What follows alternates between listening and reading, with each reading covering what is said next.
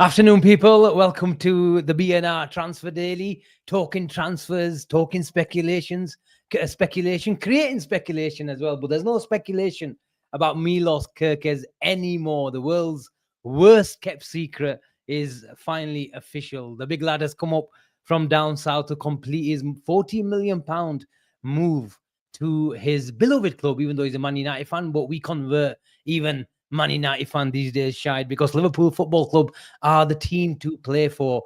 And Arnie Slot has finally got his version of Hakimi and Mendes. They might not be Hakimi and Mendes level at the moment, but it's his version and speed, power, energy, and they're going to be relentless. And with these two flying up and down that flank side, we're going to have some fun next year. Hello, Harry. Hello. Thanks for having me. Yes, By the way, amazing Shide, I have to signing. stop you. I have to stop you. Look at that room. Oh yeah, Look, you have to show us it because you're, for the people who don't know you, you're head of the Pack Reds Yep. in Lahore, and all the Reds come to your place to watch every game, and sometimes you get around about 150 to 200 people in there. But are you going to give us a little peek? Give us a little. Oh, why not? Oh Here. wow! So it's like a cinema room, yeah? Yeah, and it's a screening room basically. So we host the screenings Look here. We at got the that! old jerseys, we got the memorabilia, all in the corner, around the Wow! walls. We got on the roof too. We got all kinds. We got a lot of Look stuff at here. that! Anytime we bring anything new in, it takes like 30 minutes to fit it in. We got both the trophies, great atmosphere, lots of nicks and What a knacks. setup! What Yeah, a yeah. setup! What a Anybody who setup! comes to Pakistan, this is the place to watch your football. If you like to, I can take you a little bit more around. There you go. Look at that! You need a proper official tour for this. This is the entrance. You might need to take that off, Darwin Nunez. It's okay. It's okay. We got Jurgen stuff up. We got some slot stuff. What's We got that? the What's that trophy. white thing? Is that AC unit or Yeah, what is that's it? Asim. That's All right, Asim. okay. All right, we got the programs. Got lots of Bloody hell. old books. Sunis, Dalglish autobiographies. Got some signed boots for Gerard and this one Gene gave me. Wow. Sabazlai. This Tiago. This I'm very proud of this one. What is One it? of 75, 1819. First one that came off the Wow. marker. Yeah, I'm proud of that. And I got Dalglish, Ian Rush, who's been here by the way. It's great guy. Lots of old jerseys. This might interest some people. Some real classics back here. You see this? Wow. Real classics back here Bloody hell. around the wall. Underrated stuff. You have to have an eye for them to know how far back we're going here. And how many Alonso years, and how many Agger. years have you had that? Oh, Dan Aga's there as Alonso well. and Agger, my favorite players. So they have a special mention. Team signed. Shankly, Billy Little, Ian Rush, John Bloody Barnes. hell. Don't sleep on them. Istanbul, I was there. Bobby, when he changed from 11 to 9, so I quickly snapped it up because he was offering to sign the 11s. Jurgen, I love Jurgen. Hendo, my daughter's favorite player. Tendo Wow. again. There you go. That's everything. I think we need a proper, like a separate show for all this, Shide. No, it's okay. To explain the memorabilia, but It's what a room, man. Impressive stuff that is. Lahore, Pakistan. Lahore, Pakistan, you heard Don't it first. sleep on it. Let's get back to the transfers, Shai. Then I rudely interrupted just because I wanted a tour of that room. But Milos Kerkez, what a signing! Great signing. Actually, might be the most critical signing of the summer for us. Even though there's Wirtz is a bigger signing, but that is the position that we all felt, without being disrespectful to Robertson. Even Milos said a lot of was very complimentary to him. He could even be the best ever Liverpool left back, very close to Alan Kennedy and maybe some others that I'm not able to go talk about pre-war or post-war. However, we do know that Robbo is on the wrong side of 30 and he's put a lot of effort bombing up and down that pitch, and there's a lot of matches to be played. So we need someone who's got a lot of pace and strength and also a robust body and a tough kid. So, this, I really liked him. He was probably the best performing left back of the whole league last year. Yeah. So from that perspective, we could not have done a better signing. He's eager to come. He's got a Hungarian teammate in the team already, his captain. So he's Premier League proven. He's not exorbitantly expensive, like maybe Roberto Carlos in his prime would have been. So from that perspective, I think it ticks all the boxes. It's a fantastic signing, in my opinion. It is very, very critical, maybe the most important signing out of all the positions that needed to be done. Mm. Kerkez will start. I think that's a given. We still probably 50-50 on Robertson. Apparently, he's still thinking Yeah. about it. Although all the noise coming from Spain, they feel very confident that he's going to make that jump across to Atletico Madrid. But we'll probably know about it in the next week or so. But on the other side, Frimpong and Bradley, who do you see starting? Just quickly. I see Bradley starting Oh, in the beginning because look, Frimpong is a new player. So there's always that buys the manager a month to tell him, look, you're new, you're settling in, you understand the system, and like I don't know, I feel like I'm getting sounding like a broken down record, even on Twitter with people, even face to face. I really believe that it's a 24-man squad, and I just don't understand the whole concept of like a starter versus a non-starter. Even if you're going to look at a Champions League final, the mm, guy who's going to come off the bench might be the man who wins the match. So I yeah, just don't understand why it has to be like so fit. Like obviously Virgil, Allison, and Mo are gonna play no matter what. Mecca, like somewhat Luis. After that, you're gonna have to start understanding if you're playing well, you're gonna play. If you're fit, you're going to play.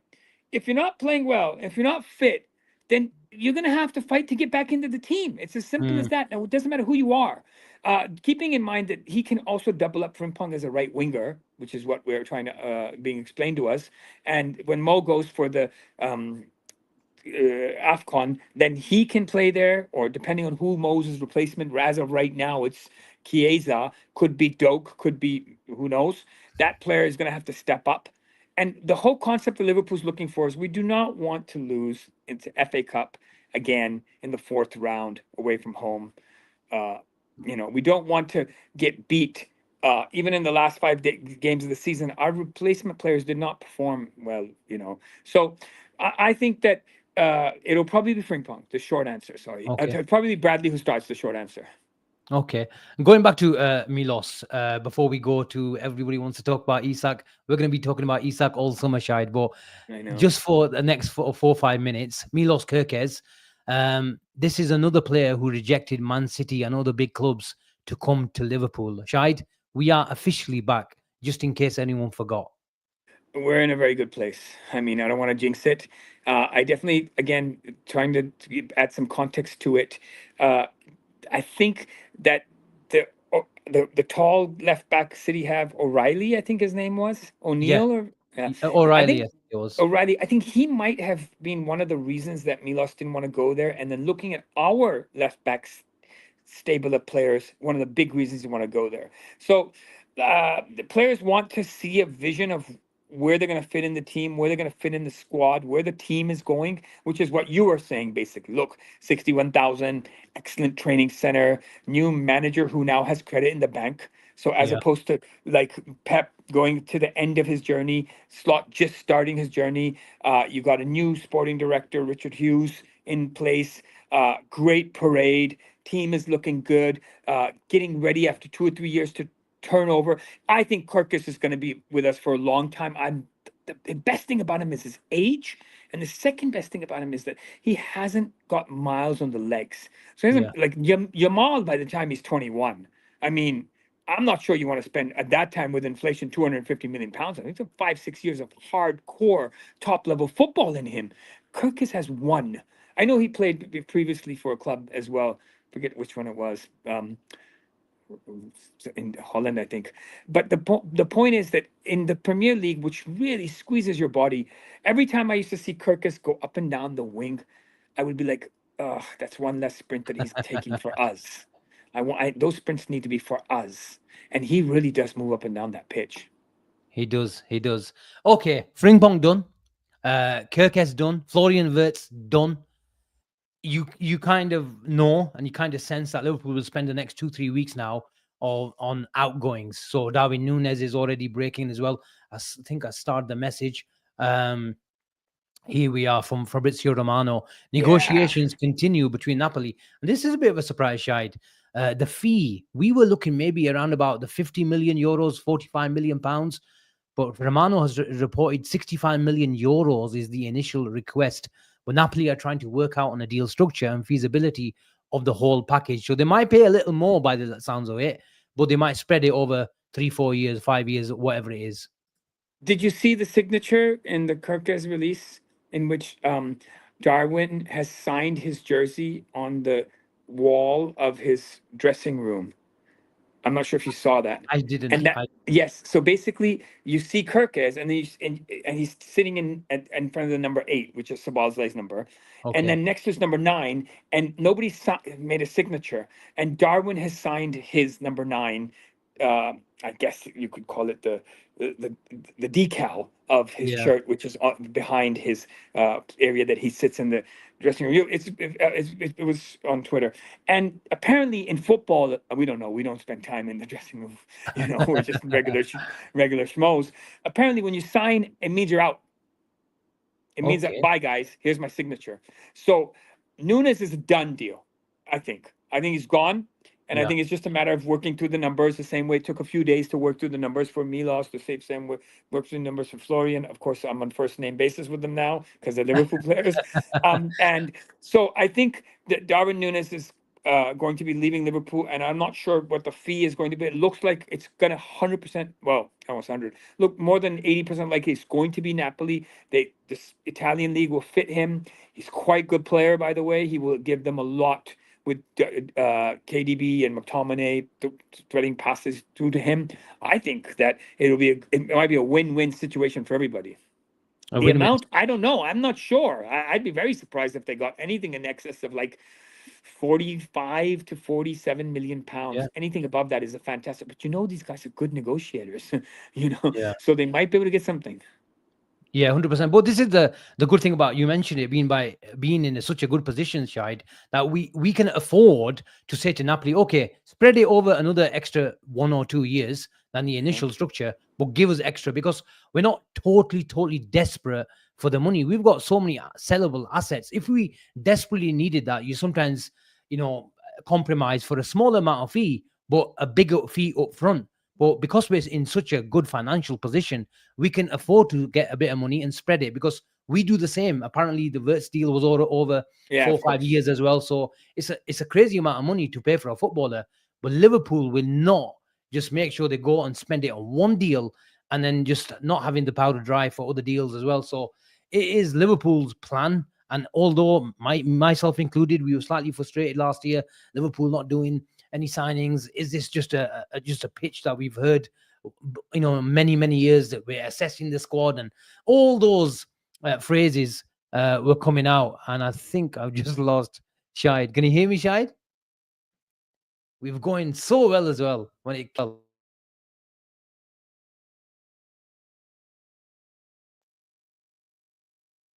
you hear me, guys? Can the chat hear me?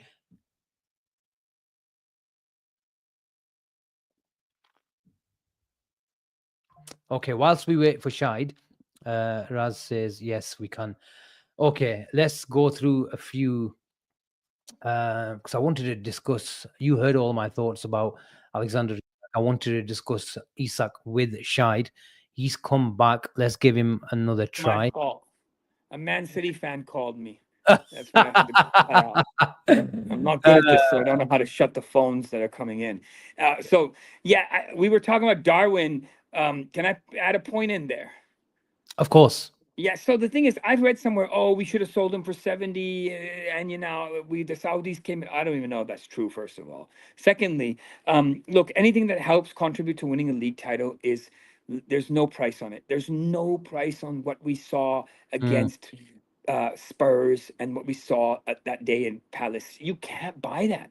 So if he helped score those 2 goals on Brentford, he helped us win that league title. In fact, he scored more than a few important goals, and he's a huge contributor. Well, huge. He's a big contributor for that. Napoli preparing the official bid for Darwin Nunez, we expect around 70 million pounds for a club to buy him this summer. So Bascom is saying it's possible. Yeah, Bascom knows what he's talking about. Okay, go ahead. Let's go to the outgoings. We can all agree on Chiesa. Harvey Elliott, even though he really played well and he's liked amongst the fan base, but he kind of Fantastic does goals. fantastic goals. But good kid, wears his heart on the sleeve, energy, passion, drive, all those things. But ultimately, he just might not be good enough for Liverpool Football Club, and that's okay. He still can go have a good career elsewhere, and I hope he's absolutely Buyback. smashes it. That's the word of the month. Buyback. Maybe. Okay. But it looks like Darwin Nunez is going to go. Chiesa is going to go. Harvey Elliott is going to go. And then there may be a few question marks on a few other fringe players as well. Then it's the big one, Shide. Alexander Isak talk is just simply not going away. And have you kept in touch with all the Northern correspondents, what they were saying 2-3 weeks ago, what they're saying now? But tell me, what do you Waxy? think? Can we? Is Waxy. Waxy the contact we're talking about now? Waxy has some sauces, Those sauces might be in look, a Dixie chicken, he knows the good restaurants up there. My assessment is that the João Pedro signing, or the João Pedro rumor, the Elanga rumor, and then I think it was James Trafford, the trio that this was leaked a little while ago. I think that this is going to be what tells you what's going to happen. So the Bournemouth also signed a left back, and if they get the center back that they want, Palace. So I think that once that comes in, Gahey is ignited. If they sign, I think it was a Fofana that they were looking for. Diomande, I think they were linked with. Diomande. Yeah. We were looking at Malik Fofana. The Diomande, if they've signed Diomande, Gay's coming to Liverpool. Same way, if they sign João Pedro, Isak's coming to Liverpool. It's as simple as that. There's no Arsenal talk. They might come out of nowhere, but I mean, I don't know. Like, if I were Isak, I'd probably prefer Liverpool at this stage. They're just a leg up. Look, I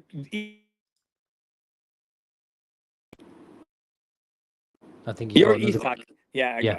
and you're looking to you're looking to move from a Champions League club to a winning club. You're going to go to Liverpool. They're just a leg above Arsenal. So right now, Arsenal were my favorites to win the league next year, but they stumbled and Liverpool's kicked on. So you're looking at being able to play with Florian Wirtz, with Milos Kerkez, with Frimpong, with McAllister, with Salah renewed, with Virgil renewed. We didn't even know if these guys were going to renew. Yeah. Let's be realistic. So all of a sudden, you're looking at a complete. So you're like, why am I leaving Newcastle? I'm a hero, right? I'm the best of the best. I've won the league. I've won the League Cup with them. Why am I leaving Newcastle? I'll tell you why you're leaving Newcastle, because you want to win the Champions League. You want to win the English League. You're not going to go from a team that has a 20% chance to win the league, or 15%, to a team that has a 35% chance to win the league. You're going to go from a team that has a 20% chance to win the league to a team that has a 45 or 48, 50% chance of winning the league. So I think Liverpool's his destination. Now, will they sell him? My son told me, he said, "Daddy, are they crazy? They're getting 150 million pounds for a striker who's 26. He's not like 23. And next year, his value is going to plummet. And the year after that, his value is going to plummet even further. And why are they acting like, they are Real Madrid, that they can't sell their asset? If we can lose Trent, it's part of football, right? It happens. You lose Xabi Alonso when you're not at the level. You lose Javier Mascherano when you're not at the level. When you're not at the level, you're not at the level. And we've had this happen to us. And it's, if we're doing it to somebody, this is the cycle of life. If we screw up and we don't do a good job running our club and supporting our club and our players, and having the right type of jerk or asshole test for the players that we sign, if we don't remunerate our players properly, if we don't do that, we'll fall off the wayside as well. So Newcastle, they have to understand, they're carrying some baggage of the previous regime, okay? Sports Direct regime. So in that sense, you can't expect to just compete with Liverpool. So don't try to be Liverpool. I'm not trying to be arrogant whatsoever. But 150 million pounds sorts their PSR, allows them to rebuild their team, gets them in the Champions League consistently every year if it's spent properly, and the money they have as well. As opposed to that, they're going to be stubborn and they're going to try to go head to head with Liverpool and say, no, we are at your level. You can't take our player away from us. That's like us putting Mascherano in the reserves for 2 years. Gene's in the house. He says, I just won the dad's race at the kids' sports day. We are winning the squad. if he had an egg race, I hope he got egged after that as Oh, well. But that's like the paddle. People going to play paddle. I mean, no footballer goes to play paddle. Only fat guys go to play paddle. tell him, Shai, tell him. I saw them get linked. I think they've made not official bids, but apparently the talk is they are on the verge of making a bid, and they might have made a bid. I haven't really checked it up, but in terms of, I think it was Ilanga, João Pedro, and Trafford. James Trafford is around about 125 million pounds. Yeah. Can I be? Am I wrong to say that they're doing their spending before they sell their big asset, Shide? I don't know. I mean, their PSR is not as great. Well, last year it wasn't that great, right? But they were buying Livramento and doing all these other things. Not sure whether those deals even go through. But why would you sign João Pedro? Then my son was like, maybe he's there to replace Callum Wilson. But then it goes back to the same argument that why would João Pedro want to? He starts for Brighton. Why on earth is he going to ride the bench behind Isak in the prime of his career? When it comes to us, we have to hear about how Gay he doesn't want to sit the bench in place of Konate, so that's why Gay doesn't want to come. But when it comes to Brighton, it's okay. Pedro will play behind Isak. It makes no sense. Logically speaking, João Pedro signing means that Isak exit, I think. As opposed, and then that exit looks like it's going to be towards Liverpool. And Liverpool are going to try to maximize their assets and maximize what they can sell. And they might overstretch themselves. There was a rumor, by the way, of Jota going the other way as well 2 days ago. Maybe Harvey Elliott, but I can't see those links because I don't see Harvey Elliott playing in the Newcastle midfield. And I also think Eddie Howe likes a bit of pace out wide. Murphy is quick. He might not have the quality season after season, even though he had a good season last year. But I think they were linked with Mbeumo, but they were put off by his wage demands. And he's obviously going to Man United. Brighton's a good shout for Elliott. That's a good place for him to land. Good stadium. Hersler's style of play might suit him as well. So as far as Newcastle going for him, I don't see that happening. I agree with you. Let's go to the centre backs news. Apparently, Paul Ghost has said, and this is what I said a couple of days ago, where I think Liverpool will look to buy 2 centre backs this summer, because I think Liverpool would have bought a centre back regardless if Gomez and Kwanzaa stayed at the club. Now, for that reason, I think they will look to go and get 2 centre backs. Why? One, to cover Kwanzaa and fight for a place with Ibu, because of the obvious reasons we've talked. The obvious reasons of Ibu's fitness issues and form issues at times as well.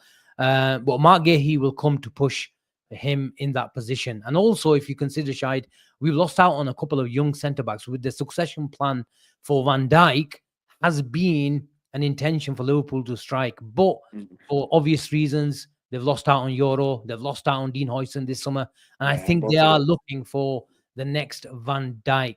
Do you think we bring 2 in? Look, first of all, it's fantastic that they're even looking for succession. I mean, that's a huge deal. Come on. They're looking, Florian Wirtz is kind of going to succeed Mo Salah, and then whoever they bring in, one of them will have to be elite if you want them to succeed. I don't know if they're going to be able to bring 2 in, Asim, because look, you Gomez and Ibu are going to get time to rest if you bring in Mark Gahey. He's going to want to play too. Virgil's going to want to play. And then the more rest you give those legs, the less opportunity there is of having a muscular injury. Now, an impact injury is bad luck, right? And that sometimes you can't do anything about. But I think that Gahey might be is going to cost a little bit of money. And I don't think they're going to have much left to put on the table. But keep in mind that you don't have Nat Phillips as well. So, yeah, you might need a 5th center back unless you tell Nalo to do it, the youngster. Right. So my opinion is Gahey is amazing. Now, I'm not that I keep trying to tell people and they're like, no, especially Man United Arsenal fans, by the way. I keep telling you, listen, this guy's really good, Mark Gahey. He starts for England. He's the captain at Palace. He's very dependable. He's not, touchwood, injury prone. He's good on the ball and everybody wants him. So look, I'm not a scout. Neither are you, though we act like it, right? We're not professional. We're not professional scouts. But Newcastle want him, Chelsea want him, Liverpool want him, and this is all data centric with like tons of people doing analysis. This is not like Todd Bowley anymore. Okay, oh, I want this player, Abramovich. He didn't do that. It doesn't work like that. Nobody does that. There's a lot of people analyzing a player and looking at him saying that this is an elite level player. And everybody says that this guy's an elite level player. And we look at him, we say he's an elite level player.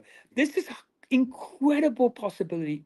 Liverpool, right now, they're just doing, touch wood, everything right. Everything that you look and you're like, this is an opportunity they should not let go of. They can get Florian Wirtz. They can get Kerkez. Oh my God, Frimpong, get it. Same feeling for Gehi. Wow. And you know the whole minutes thing. It smacks a little bit about with the Florian Wirtz number thing. How do we know if he's even asking for minutes? I mean, who's there to guarantee that? That's just somebody said that Gehi wants minutes. I Yeah, understand it's a World Cup year and all that, but still, like, if you're good enough, come to the club and win exactly. the minutes, right? We're not going to tell you how many minutes you're going to get before you get here. What if you're shit? 100%. 100%. Let's jump across to the other end of the pitch again. Isak, I think Liverpool will make a bid for him next month and test the resolve of Newcastle United. And then let's see how much resistance they have. And the mistake I think, Shahid, that they've made is all of their journalists and all the noise coming out of Newcastle is he's not for sale. And if you really want to make a bid for him, come to the table with 150 to 200. Even the Yeah. £200 million figure has been mentioned. But the mistake that you're making is, okay, you can resist Liverpool this year. But what's going to happen to the player and his agent coming to Newcastle and saying, okay, if you value my player at £200 million, then make sure he's paid and reflected as a £200 million player. And they cannot go over the 150 grand mark. They can't. Their issues and financial PSI issues will not allow them. So I think that's what they might have just pissed on their own perspective here. But I see that perspective. I think Asim the bid might come faster because this is like do you I think so? told you guys. I think we need the outgoings first, Shahid. Summer of madness, bro. Everything's happening. Boom, boom. You have to understand. Now they're in the final. Once they're done with the under 21s, or as Klopp likes to call it, the U21s. Once they're done with that, then Kwanzaa is gonna officially sign. Elliot Well, might we're the officially sign. 26th of June anyway. So next week, we could have next week. Yeah, well, look, I got the notification. 1 month left to our first preseason game. Now, the way that you this guy just called me uncle. I'm gonna shoot myself. Sorry, that was The a way mistake. I didn't want to. it's okay, My man. mouse clicked. I am. Okay. The way that these guys are operating, and there is a theory behind this. You have to get your players in early. They need their houses, they need their kids in school, they need their wives and girlfriends settled in, they need their parents settled in, they need to get all their arrangements done. Then they can concentrate on their football. This is a fact. Now, if you're going to drag it out to the last week and the last hour of the window, sometimes that play works out too as well. But this is a lot of change. Okay? You can't do a lot of change and do a lot of late change. If you're going to do change, then everybody's got to arrive at preseason in one piece, and you build the team, you build the squad, you build the relationships, you build the play, and you spend that 1 month in the Far East and in back at in Liverpool at AXA, getting their team polished up while Manchester City and Chelsea. I saw Chelsea's draw. They're probably going to make the final, at least the semi. Manchester City and Chelsea are playing in the heat. So their players are not even getting a vacation, right? These guys, they're probably ready to kill themselves. Honestly, I would be so angry right now if I was a Manchester City Chelsea player. All year long, I've been under stress. Okay, everybody's watching every move I make. Now I got people watching me again. Nicholas Jackson's probably thinking the whole world. I was sitting at dinner and I said to my Kenyan friend Jack, I said, Jack, imagine being Nicholas Jackson. You know, a Kenyan guy and a Pakistani guy sitting here talking about him and every move he made, and he could have been on a beach right now, and there'd just be 15 people at the beach club, and he could do whatever he wants to. Instead, he's under the microscope again through the summer, and he's promising his mother he's going to take her, or some player, any player, player X is promising mother, I can't take you this year to the mountains. I'll take you next year. And he's, oh shit, next year's the World Cup. You understand? So these guys, Liverpool have a huge advantage that they're not in the Club World Cup. Now they got to press on that advantage by making their signings quickly, making their outgoings quickly. And I told you, summer madness. I didn't say use those words. I said crazy summer tsunami or whatever I said. And it's been like that every day. It's like boom, boom, boom, boom. So I think that as soon as this final happens on Sunday, probably it will because it's a Mm, tournament.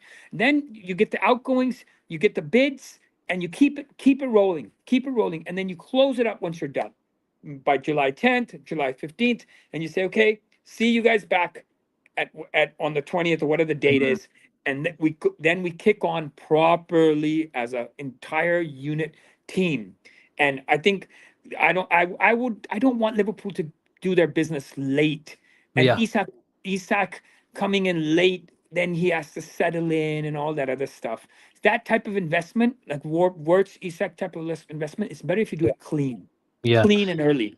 Look, I think people are getting mixed up with what I said about 200 million. I don't think he's no one's going to buy him at 200 million. You guys are right.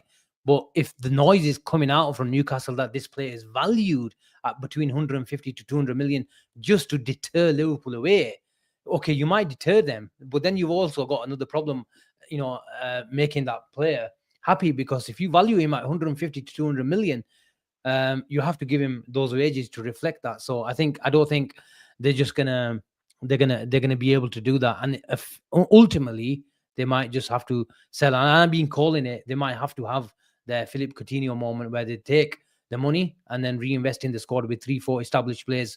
But the term also there's been branded about in the Liverpool space this summer, Shide, is versatile forwards. So if we get rid of Nunez, we get rid of Chiesa, will be short in the attacking department.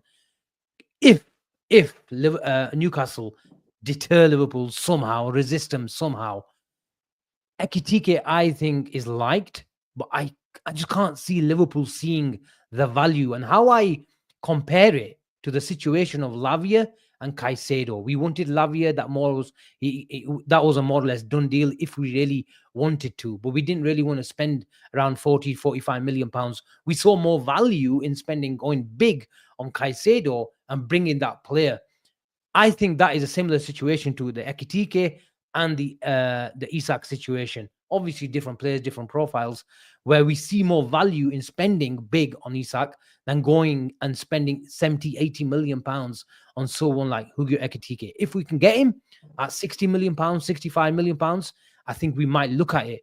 But I think Frankfurt have just got a lot of money for the Marmoush deal in January, got Champions League. I think they are in a better position, believe it or not, even though Newcastle are a Premier League side, to resist Liverpool this summer when it comes to Hugo Ekitike and Alexander Isak. But my question, going back to you, is if we don't get Isak and don't see value in Ekitike, then who is there in terms of the versatile forwards? So Ekitike is really raw. I've seen him play not many times, but a few times. He's raw. Okay, and that's not matching where our trajectory is. So look, uh end of the day, the age of Mohamed Salah, Virgil van Dijk, and to a certain degree Alisson Becker is dictating a lot of what is happening. So you've got like probably the best ever Egyptian player, maybe one of the best ever center backs, maybe the best ever Egyptian player, and also one of the best ever players in the Premier League. And you got a generational goalkeeper. I've never seen a goalkeeper like him, and I've seen watching football since 1979, but I've never seen a goalkeeper like Alisson Becker. So these guys, you have to milk it. So somewhere along the line, a light bulb has gone off in FSG's head, and they said, you know what? Boom, we're gonna do it. And we've been every year we tell them do this, do this, do this. They don't do it. So maybe somebody said something to John Henry's kid, and he came home and said, "Dad, somebody said this to me." And John Henry's like, "You know what? Bring my checkbook. I've had enough. Okay, I'll show you." So more power to the kid who teased him, if that happened. Conjecture. So in this case, you just saw the signature from Nunez, so he's gone. Now you need a striker. Uh, Ekitike, in my opinion, is a work in progress. Milos Kerkez is not a work in progress, Mm. mind you. Okay, and Florian Wirtz is not a work in progress. We can't really carry work in progresses for the next 2 or 3 years. Quanta is a work in progress. Harvey Elliott's a work in progress. Why are we selling them and then bringing another player who everybody's going to say, oh, he's young, give him time? We need the ready-made answer, but a young ready-made answer as well. We don't want someone who's 32. I think Chiesa goes. I think Nunez goes. I think they sign one striker and then they keep Jota, probably, maybe, Yeah. and then they use Diaz and Gakpo Diaz especially to platoon as the third one, right? Or you can move Verts as a false nine as well. Then you have Isak if you get him. You have Jota, and then if anything, worst case scenario, you put Gakpo there and you move Diaz in the center, and that worked really well, by the way. Won you the league, scored a hat trick on Leverkusen, etc., etc. Now, if you don't get Isak, right? That's what your question was. Yeah. I would go. There are 4 strikers on the market, from what I understand: Sesko, Gyökeres, Isak, and Ekitike. So take your pick. I would go. I think you might go for Sesko. You might go for Gyökeres. Those guys haven't signed anywhere yet. Sesko, I think, is a rumor that he's going to end up in Arsenal today. Was really I think Romano put yeah. something out that he followed Yeah. Arsenal. So he's off the market. So I mean, look, that's I'm not sure. Like maybe they decide that they go with Ekitike as well because he's younger. He's they like the profile. Gyökeres is older. I think he's 27. I Yeah. like him. I like him because United fans really want him badly, so that would really burn them. So I would love for us to get him, to be honest with you. And Sesko, we saw at the Euros last year, is a pretty decent player. He's very very sound and good attacker, good shot, strong on the ball, hold up play is good. It might be Liverpool are all in with Isak. Ooh, all in. I'm all in with Isak as well, and we all are as well. Right, prediction time. Who are your top 6 then for next season In the league? Well, I mean, I think in the squad? Liverpool. Yeah. No, In, as in our striking department. oh, front up. Oh, I Yeah. wouldn't mess with Gakpo and Diaz on the left. So 2, Right? Yeah, I would go with Isak 3, and Jota in the center. 4. Yeah, and then Salah and I think Ben Doak. Okay. Yeah, because I think Ben Doak playing for Middlesbrough can play the FA Cup games, can play the Carling Cup games or Carabao Cup games, and he's pretty fast. That's what it looks to me right now. Now I'm not. Anything can happen, obviously, but I think these are the 6. I think Jadon Danns is going to go on loan again. This is the front 6. That's a good top 6, right? Now, when Mo goes, you're like, okay, Mo's gone for AFCON and he's 1 year older. You're expecting him to play 60 matches or 30. He played 38 matches. You're expecting him to play 38 matches. Can he do that? God forbid anything can happen. Minor injury here and there. Then Frimpong can move up. Yeah, fair play. Just before we go, thoughts on Mohamed Kudus? Great player, man. Last year was a little bit of a drop off, but sometimes your mind gets a little. You've come off the World Cup. You were incredible there, and you're back at West Ham. The manager's changing, and you're like, where's this going? But I have to tell you, I've seen that guy. Okay, I'm not going to show off, but I've been to every World Cup since 1994, and when I saw this guy in Qatar, I was like, no one can get the ball off this guy. If he puts his mind to it, you cannot get the ball off this guy. But again, it goes back to the whole argument. Is Kudus going to be prepared to give so many of the minutes to Mo? Because you have to understand, Mo and Verge, you're paying them so much that they want to play. The manager wants to play them. And the owners want you to play them. They're like, listen, we're paying these guys a lot of money. They better get on the pitch. We're not paying them money for them to sit around. I know how they think. So those guys are not, those 3 positions, if they're fit, the guy who's playing behind them is not going to get many minutes. And also, it helps with their best bloody players in the world. Okay, we leave it there for now. I'm sure we'll be back. We got a bit of a tendency to come back around about 6-7 o'clock as well, Shahid, these days. BNR are doing around about 2-3 shows a day. And then we're back when you're asleep, unfortunately, around about 10, half 10. The Chip is in the house. He might be in the house later on as well. And a big shout out to Chip. He takes a lot of shit on here. He takes a lot of shit on Twitter as well. But Milos Kerkez, and nobody was talking about him on Twitter. Avi, our very own Blue Chip TV. Come on, Ali's bigging Go up, on. praising 200 players a day. Obviously, one of them's going to end up at Liverpool. Shai, just give him one, man. I mean, Just give come him one. on. Listen, Blue We'll Chip give is him this. truly, give he's him got, listen, let me tell you a secret. Blue Chip's got some blue chip stock tips. Okay. Forget about football. That's what you need to be asking him about. So, Shai, as ever, thank you so much for your time. Thank you so much for the tour. Thank you. Early Thank you. part Here of we the go. show. And Come there on, we you are. Reds. You need a Kerkez shirt now, Shai. Yeah, of course. Of course. We're gonna be going all out. Credit card's gonna be slapped on the table. Just okay. Of course, the club spends money. We have to. We have to. You know what the most important thing, Shai, is Liverpool and Richard Hughes has got his credit card out. Yeah. That is the main thing. That is the main. Well, Let's we got hope a it left remains back. be out.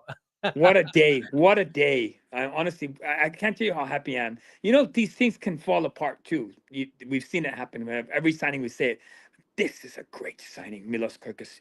Fingers crossed he's going to be a star for Liverpool for 10 years. For 10 years. We're back, people. We're back. And we're back later on as well.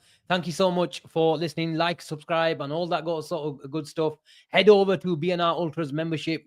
Be a member. It's $4.99 a month. And there's so much exclusive content coming your way. And Asim, gay feelings? I have got Mark Gahey feelings. Have I got Isak feelings? I'll tell you tonight. Take care, and we'll see you soon. Bye-bye for now.